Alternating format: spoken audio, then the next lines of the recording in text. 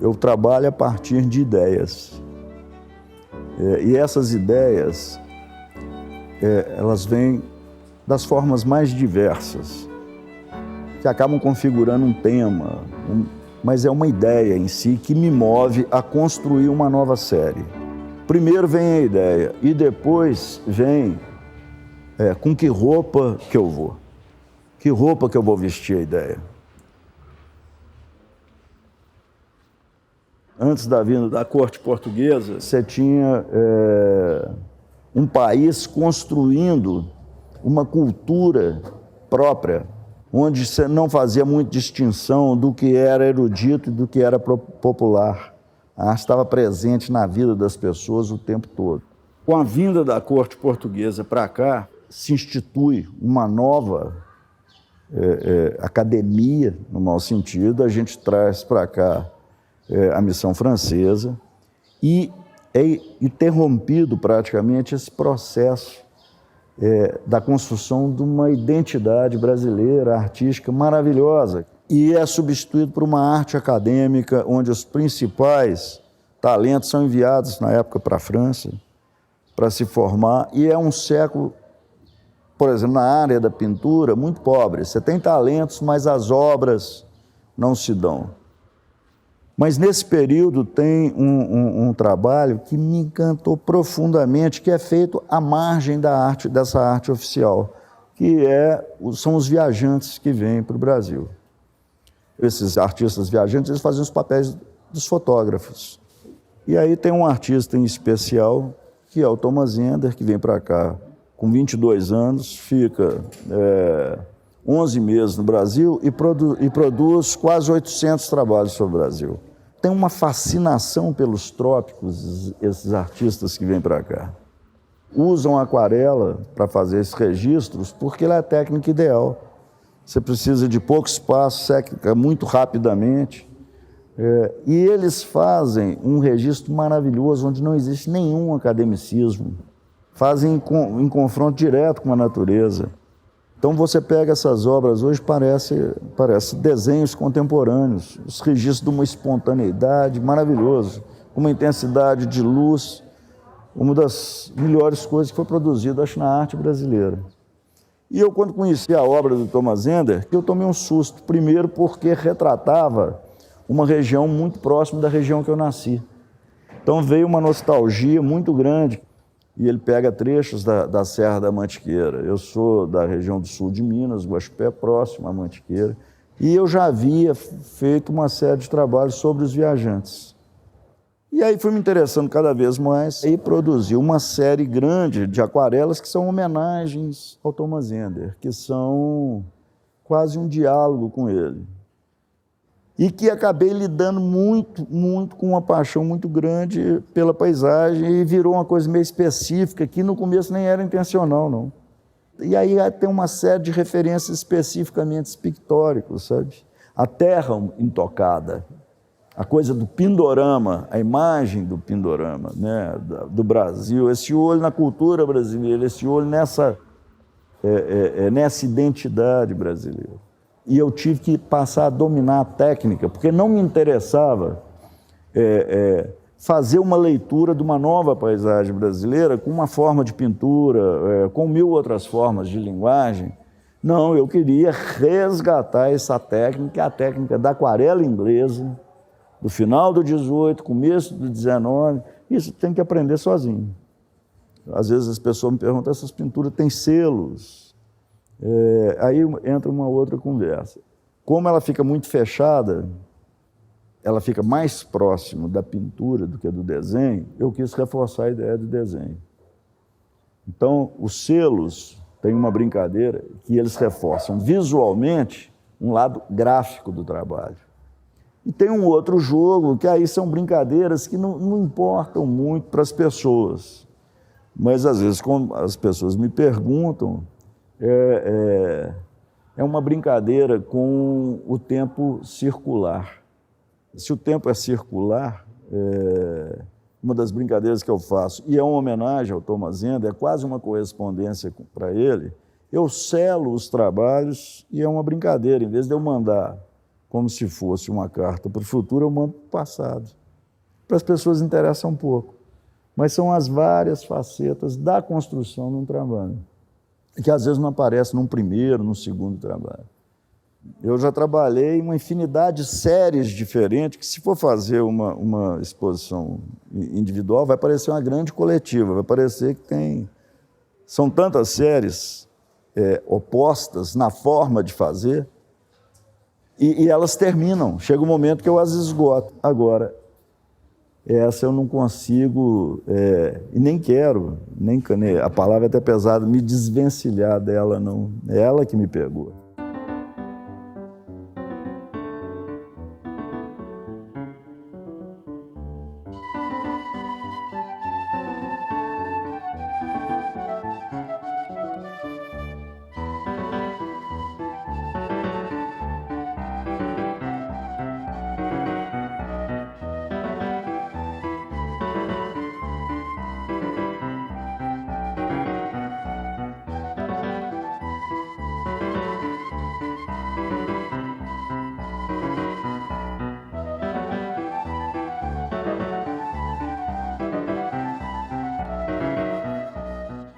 Até o final dos anos 50, os artistas negavam uma formação. Tinha um espírito meio romântico, muito tardio aí, de negar uma formação em academias, em escolas. Né? Acho que as pessoas pensavam muito nas vanguardas a partir do final do século XIX, né? E das vanguardas mesmo do início do século XX, onde os trabalhos, a evolução, por exemplo, na área da pintura se deu muito, por artistas que saíam das academias e que buscavam novas linguagens e tudo mais. Então, aquela coisa do artista ser expulso da academia, isso daí era visto, depois do passar do tempo, como uma prova, né, de uma inovação artística e tudo mais. A partir dos anos 60, você começa a ver uma pesquisa que o que mais influencia a arte, principalmente a partir dos anos 60, é que a formação do artista passa a se dar principalmente dentro das universidades. E se você pegar toda a arte da vanguarda nos anos 60, nos anos 70, ela está em permanente diálogo com as universidades. Ela se volta muito para a filosofia, para a história, uma ligação muito grande com a literatura, e esse é um período maravilhoso. Né? É o período, por exemplo, da arte conceitual, da afirmação dela nos anos 60, que abre maravilhosamente o campo da arte. Se o fundamento de toda a criação é o pensamento, a gente pode... O que importa, o pensamento é que é revolucionário, a ideia é que é revolucionária. Nós podemos abrir mão, inclusive, do objeto em si. Se você pegar, por exemplo, a questão instalacional, visualmente ela está muito mais próxima, talvez, da arquitetura, não é? Se você pensar em happenings e performance, ela está muito mais próxima da linguagem teatral, mas que são feitas por pessoas que nem têm formação, às vezes, nessas áreas, que querem lidar com a evolução da linguagem das artes plásticas.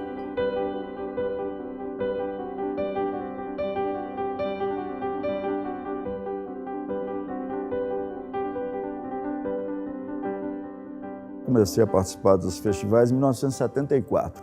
O festival foi criado em 66.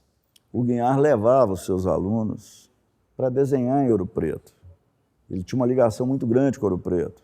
E tinha um encantamento, uma coisa muito rica, muito grande, né? Você está numa outra cidade com esse passado barroco, esse encantamento da arquitetura, de uma arte toda.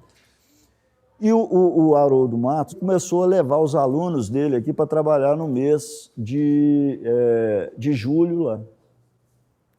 E aí resolveu, com a Berenice Menegali, que era professora da escola de música, falou, bom, já que eu estou levando, por que você não leva o seu?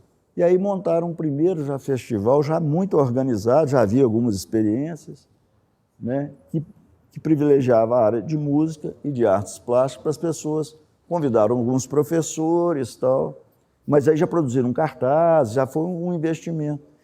E isso foi uma coisa fabulosa, formidável, né, que se criou, que com 2, 3 anos se tornou algo vital para a área de arte da universidade e que se expandiu muito e se tornou um dos maiores eventos culturais brasileiros, onde se sediava numa cidade que é uma cidade muito mais do que mineira, uma cidade brasileira, uma cidade extraordinária, né, fundamental para a história desse país, que é Ouro Preto, artistas vindo do mundo inteiro, do Brasil inteiro, alunos de todas essas áreas, para discutir de uma forma erudita, né, a ligação da arte com as universidades, com professores que estavam dentro de uma universidade, com conhecimento, com uma erudição, né, e que montavam cursos que duravam 4 semanas, onde se trabalhava de manhã, de tarde e de noite. Durante o dia funcionava os cursos e à noite uma infinidade de eventos de todas essas áreas. E era uma grande válvula de escape da criação no Brasil. E um grande laboratório para essas áreas teatrais, das áreas de criação, principalmente das artes plásticas, né? Nós começamos a ter aí um contato com todo, porque nós recebíamos alunos de todas as universidades brasileiras, de tudo quanto é lado. Isso era fundamental. Essas pessoas começaram a levar para as suas escolas as nossas experiências. E aí, infelizmente, a briga de uma vice-reitora aqui com, na época, o prefeito da cidade, ela simplesmente tirou o festival da cidade. Ele voltou para Diamantina em 2000. O ano, poderia ter feito lá em Diamantina naquele ano, talvez mais um ano, porque Diamantina é uma cidade fabulosa, formidável, foi elevada à categoria de cidade histórica, de patrimônio cultural mundial e tudo bem. E aí nós teve um grande investimento, tivemos um retorno, foi formidável esse período. Só que com pouco tempo, o apoio da cidade era nenhum, era muito pequeno, não tinha infra, cada vez você tinha que montar um teatro para fazer lá. Aí o que começou a acontecer? O festival que era de um mês já tinha passado para ser 3 semanas, porque nós usávamos as instituições de ensino da cidade. Como aumentou a carga das escolas, nós não poderíamos usar mais um mês. Mas 3 semanas ainda... Quando foi para Diamantina, daí a pouco já virou 2 semanas, aí começou a fazer de 1 semana, pô. Aí faz um baita... Sabe o que é isso? Porque não tem mais interesse na universidade em fazer, essa que é a questão. Porque dinheiro nunca teve, existia gana, vontade. E mudou muito o panorama também da própria relação dos criadores, dos artistas, com os processos de criação. Talvez tenha passado esse espírito, a coisa dos festivais, mas o que eu acho, no meu modo de entender, é que falta vontade política de fazer. Até tem, algumas pessoas têm, mas da instituição, ter orgulho daquilo que se fazia, né, uma coisa nacional, não existe.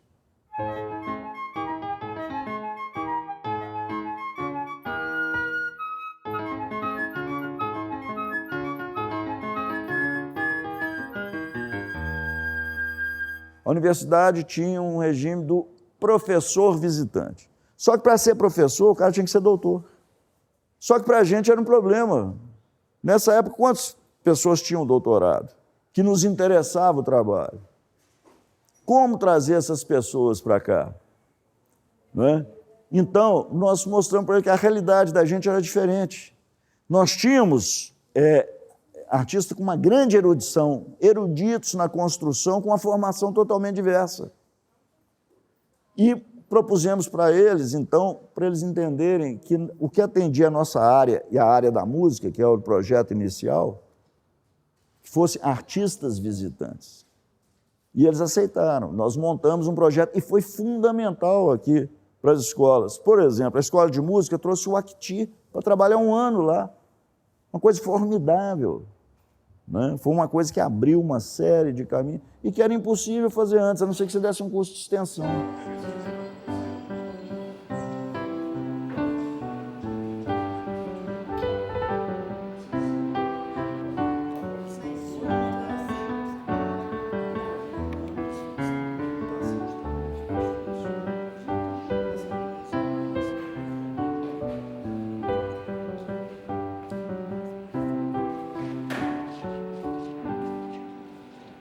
Eu não me sinto absolutamente um professor, não é?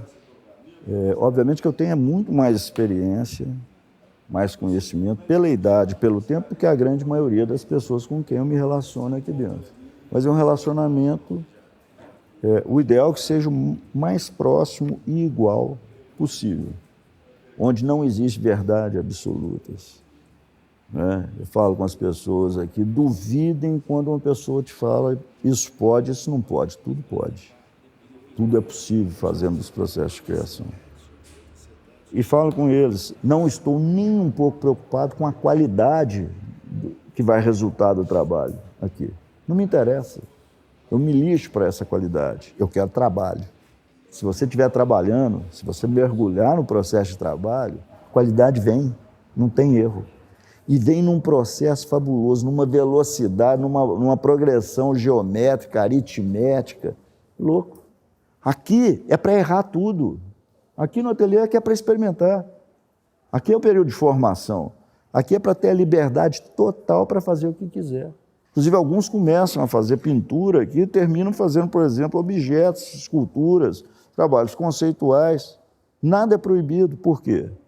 Porque a pessoa começa, não tem preconceito contra nenhuma forma de expressão. A pessoa começa um trabalho de pintura, ele toma outros rumos, ele pede novos corpos, novas matérias. Mas é um prazer, é um turbilhão que te envolve, que te leva ao processo de criação, não é? Na arte, em todas as formas, eu acho, de expressão.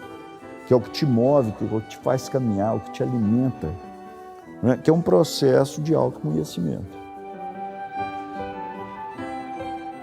Eu acho que a pintura é uma entidade, eu sou só um cavalo. Ela toma os rumos que ela quer, ela muda, ela se constrói e usa de todos nós, sabe? Que vamos levando essa ideia para frente.